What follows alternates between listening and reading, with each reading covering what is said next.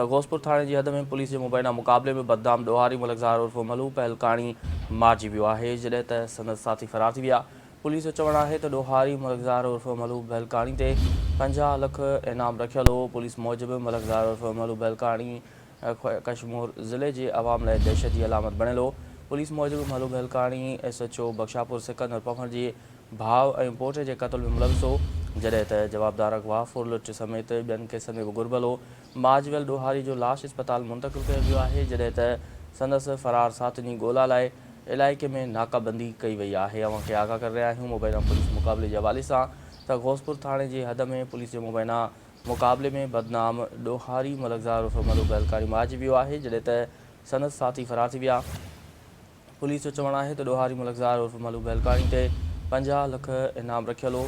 Police मूजिबि मलकज़ार उर्फ़ मलू पहलकाणी कशमोर ज़िले जे अवाम लाइ दहशत जी अलामत बणियल हो।